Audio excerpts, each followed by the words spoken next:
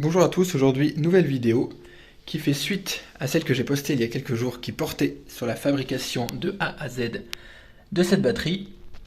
Donc pour recontextualiser, voici donc une Speedway 5, une belle trottinette que j'ai récupérée HS et voilà, qui est tombée en panne et en fait il s'est avéré que c'était un problème de la batterie, simplement des éléments qui sont décédés assez subitement, de façon assez inexpliquée. Bon, en démontant les éléments, on a aussi vu qu'il y avait des soucis de corrosion, donc est-ce que c'est lié ou pas, je ne sais pas. Mais quoi qu'il en soit, la batterie était morte. Et donc, pour bien faire, il fallait donc réaliser une batterie neuve. Et donc, j'ai réalisé une vidéo à ce sujet parce que, tant qu'à faire, j'ai décidé de partir sur la plus grosse capacité possible, sachant que c'est une batterie qui utilise des cellules 18650 en format. Et la plus grosse capacité dans ces cellules possible, c'est 3500 mAh. Donc c'est ce sur quoi je suis parti et ça m'a donné donc une batterie de 60 volts 31,5 ampères. Désolé, l'étiquette n'est pas dans le bon sens. Au lieu d'une batterie d'origine qui était à 23,4 ampères. Donc ça me fait 8 ampères de plus. Ce qui est plutôt bien, ça peut représenter 20 km en termes d'autonomie, donc c'est top. Donc je vous invite à aller voir cette vidéo où tout est montré, tout est expliqué sur la fabrication de la batterie et qui a consisté d'ailleurs à un travail de plus de 20 heures, donc quand même un gros morceau. Donc le projet de la vidéo, ça va être bien sûr donc d'installer cette batterie et de terminer la remise en état de la trottinette. Donc bien sûr on va tester, voir ce qui fonctionne, ce qui ne fonctionne pas. Dans un premier temps, comme on peut voir, la trottinette n'est pas très propre, elle est assez poussiéreuse, donc bien sûr on va commencer par lui donner un coup de propre pour pouvoir partir voilà, sur une base propre. Tant qu'à avoir la trottinette ouverte, autant en profiter. Avant de commencer, je vous invite à vous abonner à la chaîne. Ça prend une seconde et c'est un réel soutien pour la chaîne, pour me permettre voilà, de réaliser des projets d'envergure, de vous les partager, pourquoi pas d'obtenir aussi certaines collaborations, sachant aussi que 90% voilà, des personnes qui regardent mes vidéos ne sont pas abonnées, donc je vous en remercie par avance. Alors ça y est, j'ai fait un premier petit coup de nettoyage grossier, juste histoire d'enlever les saletés principales du deck, et surtout d'enlever donc tout ce qui est poussière et saleté à l'intérieur du caisson de la batterie pour qu'il n'y ait pas voilà, des saletés qui se retrouvent coincées sous la batterie ou qui l'empêchent pourquoi pas de se positionner correctement. Voilà, en tout cas tout simplement pour partir sur une base saine. Maintenant on va pouvoir venir positionner la batterie, mais avant ça je vais essayer d'intercaler une mousse assez fine. Alors la batterie elle a pile la dimension qu'il faut, donc ça va se jouer au millimètre puisqu'elle vient déjà quasiment à ras. Mais histoire d'amortir un petit peu les chocs, j'aime bien pouvoir mettre une petite mousse sous la batterie. Donc je vais essayer de caler cette mousse là, donc je vais venir la couper à la bonne dimension. Ensuite on va venir donc positionner la batterie et voir si en hauteur ça passe bien. Les mousses sont en place, que ce soit au fond et à l'arrière. Donc on va venir positionner la batterie. Avant ça, je vais donc bien sûr poser la batterie sur le deck et faire passer donc mes câbles de charge par le trou qui est ici, puisque ça va être compliqué de le faire une fois que la batterie sera totalement en place. Donc voilà, avant de me mettre la batterie au fond, je vais faire passer mes câbles de charge que l'on viendra ensuite brancher ici. Donc j'ai réalisé les branchements de la batterie. Il y a eu une petite étincelle puisque c'était les condensateurs donc du contrôleur qui se mettaient en charge à mon avis, qui étaient vides depuis un moment. J'ai fait passer mes câbles de charge ici donc qui sont prêts à être branchés. Donc je vais donc positionner la batterie dans son logement. La batterie est en place, j'ai branché mes câbles de charge. Donc elle est affleurante par rapport au bord. On va venir vérifier rapidement que le deck puisse bien fermer.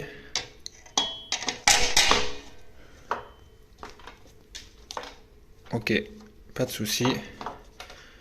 Le deck se positionne bien.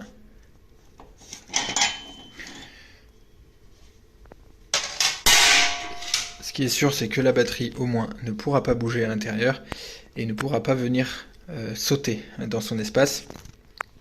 Au passage, j'ai branché au secteur le chargeur pour vérifier donc que la trottinette charge bien maintenant que j'ai connecté les câbles de charge.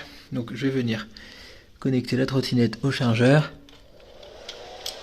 On est bon. Comme vous pouvez voir, les deux LED sont rouges. La trottinette charge bien, donc aucun souci. Je vais essayer de l'autre côté. Idem, on est bon. Donc les deux ports de charge fonctionnent et la batterie charge bien. Donc avant de refermer le deck, que ce soit au-dessus et devant au niveau contrôleur, je vais m'assurer que tout fonctionne bien. Donc je vais déjà allumer la trottinette. Ok, déjà elle s'allume bien, c'est une bonne chose. Qu'est-ce qu'on voit à l'écran? Donc 62,3 c'est la tension de la batterie, 84% son état de charge. Ensuite, ok, ça va être le mode de conduite. Donc éco, moyen et sport. Et donc là on va forcément avoir la vitesse qui va s'afficher ici. Maintenant, donc on va commencer par les feux. On a un bouton en dessous, voilà, qui doit nous permettre d'allumer des feux devant et derrière. Donc j'ai mes deux feux qui s'allument bien devant. À l'arrière, j'ai bien mon feu sur le garde-boue et mes feux latéral droit et gauche qui s'allument, c'est très bien. On va vérifier en termes de... si les capteurs freins fonctionnent bien. Ok. Donc on voit que l'intensité varie si j'appuie sur le frein droit.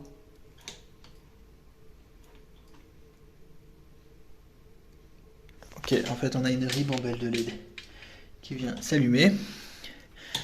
Donc ça fonctionne. Mes freins entraînent bien donc l'allumage des feux arrière. Maintenant niveau clignotant. Mon clignotant droit fonctionne. Mon clignotant gauche fonctionne, qui est très strident d'ailleurs. Mon feu avant, en appuyant sur le bouton, fonctionne, ça c'est bon. Et mon klaxon, il fonctionne. On va maintenant vérifier si les moteurs fonctionnent bien, en commençant donc par le moteur à l'avant. Donc je vois qu'il ne réagit pas directement à la gâchette. Alors c'est possible que le réglage du contrôleur, ou en tout cas du boîtier de contrôle, fait qu'il faut une impulsion avant qu'il démarre. On va essayer de suite. Ok, c'est bien le cas.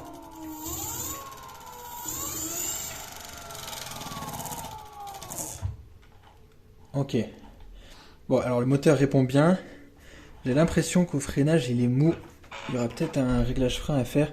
Ça, on le vérifiera à l'utilisation, parce que faut vraiment que je freine fort pour que la roue bloque. Donc il y a sûrement un réglage à faire. D'ailleurs, à propos des freins, on a des freins semi-hydrauliques qui ne sont pas d'origine. Comme vous pouvez le voir, on a un piston ici.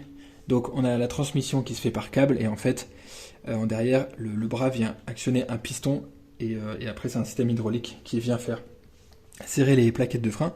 Et on a des plaquettes qui sont plus grosses que d'origine, donc ça c'est chouette. L'ancien propriétaire a mis un système d'étrier de frein plus efficace que d'origine. Donc je pense qu'on aura un réglage à faire sur l'avant, mais on le vérifiera à l'utilisation. Maintenant on va faire la même chose sur l'arrière.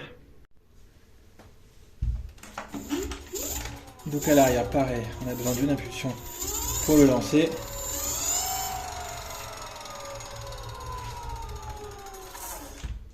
Ok. Donc le moteur répond bien. J'ai l'impression que niveau frein, c'est réglé plus court. Je vais plus vite freiner. Donc la roue tourne librement. Au moins la distance entre les disques et les plaquettes a l'air plutôt bonne. À l'avant, c'est pareil. Donc déjà c'est bon. Les moteurs fonctionnent, donc le contrôleur fonctionne bien.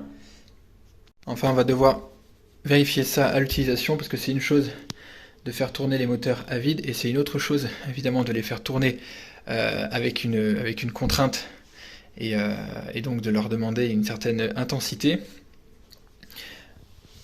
En termes de détails, je vois qu'il va falloir que je coupe mes câbles de frein qui sont trop longs. Voilà, ça n'a rien à voir, autant de câbles qui dépassent. Même à l'arrière, bon ça va, à l'arrière c'est plus raisonnable. Là, j'ai un joint à remettre pour parfaire l'étanchéité. Et bien écoutez, il me reste plus donc fignoler ces petits détails, à refermer le deck en y appliquant donc, de la graisse d'étanchéité au-dessus et devant. D'ailleurs, donc ce que je disais, c'est que j'utilisais de la graisse au niveau, que ce soit au-dessus et en dessous du joint d'étanchéité avant de mettre mon deck, et pareil à l'avant. Ça me permet donc d'absorber les petits défauts du joint et d'assurer donc une étanchéité complète, même si le joint, d'ailleurs ça permet de prolonger la vie du joint, éviter qu'il sèche. Et voilà, si jamais le deck n'est pas parfaitement droit, ça vient également compenser. J'ai fait une vidéo d'ailleurs à ce sujet, en vous montrant exactement comment je fais pour étanchéifier mes trottinettes. Et voilà, en le faisant avec vous sur ma Speedway 4. Donc n'hésitez pas à aller la voir sur ma chaîne, vous aurez tous les détails. Ça y est, le deck est refermé, j'ai mis le joint et la graisse. Je vais faire maintenant la même chose devant en mettant pareil, donc la graisse ici, puis en venant repositionner la plaque donc à l'avant du contrôleur, et ensuite donc venir remettre en place, revisser mon cache plastique à l'avant. Bien sûr, je vais prendre soin de remettre les fils des deux côtés donc à leur place au mieux à l'intérieur du deck, et on se retrouve juste après. Ça y est, tout est refermé, la plaque, le cache plastique à l'avant, le deck. Maintenant, la prochaine étape, ça va être de tester la trottinette en conditions réelles pour savoir si elle répond bien, si les deux moteurs, les contrôleurs, et si la batterie fonctionne sans souci. Également les freins, il va falloir qu'on fasse des essais de freins pour savoir si le frein avant et le frein arrière sont bien réglés ou s'il y a des ajustements à faire. Moi je vais refaire la pression des pneus et on se retrouve au moment de l'essai. Ok, alors c'est le moment de tester la trottinette pour voir comment répond la batterie, comment répondent les moteurs et aussi comment répondent les freins, voir quel est leur réglage et s'il y a quelque chose à modifier. Ok, alors déjà l'accélération est vraiment franche, le fait d'avoir deux moteurs, ça se sent directement. Là je me suis mis en mode éco, mode 2, donc je plafonne à 22 km/h. Et ça va totalement suffire pour mon test. La tension de la batterie reste stable. Je suis passé de 62,2 à 61,5. Donc j'ai pas beaucoup perdu en tension. Donc ça montre que mes cellules sont de qualité et en bon état.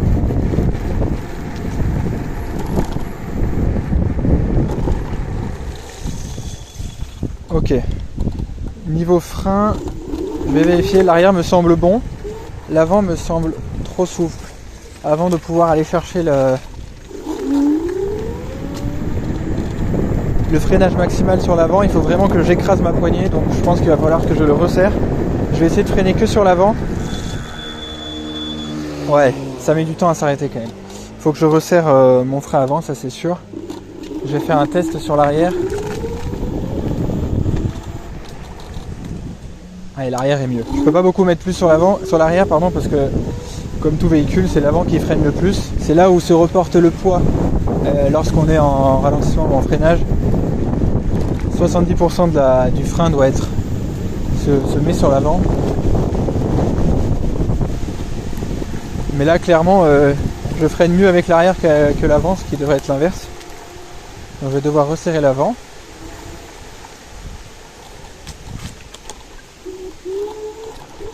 Je vais passer en mode 3 pour voir un petit peu l'allonge de la trottinette.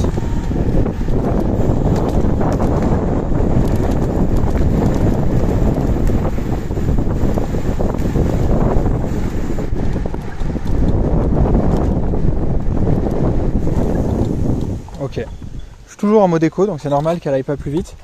Mais clairement, je suis content de voir que la tension est vraiment stable. Je ne vais pas avoir une subite chute de tension au moment où je vais accélérer franchement. Et ça c'est vraiment chouette, ça veut dire que la batterie tient vraiment le coup. Donc c'est parfait. Il me reste donc plus qu'à faire un petit réglage sur le frein avant, à le resserrer et on sera bon. Ça y est, j'ai fait mon réglage de frein avant. J'ai resserré légèrement le piston qui est ici. Ça me permet d'avoir une plus forte pression à l'avant. Et ça y est, j'ai le freinage voulu, la trottinette répond bien. Donc pour conclure, aux côtés de la batterie, ça répond tout à fait. Les freins répondent bien. J'ai aucun jeu dans la direction. Et la trottinette se place bien et vive. Franchement très agréable à piloter. Par contre je trouve la trottinette un peu haute, mais ça c'est un simple réglage. Par exemple je peux passer les amortisseurs sur le trou qui est un peu plus loin, ça va faire redescendre un petit peu la trottinette, et également à l'arrière. Si je décale un peu l'amortisseur, elle va descendre un petit peu en hauteur. Parce que c'est vrai que j'ai plus l'habitude de trottinettes qui sont plus basses, et c'est un peu surprenant d'être aussi haut par rapport à la route, mais bon, ça c'est un simple détail. Eh bien, écoutez, la vidéo touche à sa fin. J'espère que ce projet vous aura plu. Si vous n'avez pas vu ma vidéo précédente qui porte sur la construction, la fabrication de la batterie, eh bien, je vous invite à aller la voir. Je pense qu'il y a beaucoup de choses à apprendre, et voilà, que je vous ai partagé. Bien sûr, n'hésitez pas à vous abonner, très important, ça permet de soutenir la chaîne et de permettre des projets de ce style. Mettez un j'aime si la vidéo vous a plu. Si vous avez des questions, des commentaires, bien sûr, n'hésitez pas à les partager. Et puis moi je vous dis à très bientôt dans une nouvelle vidéo.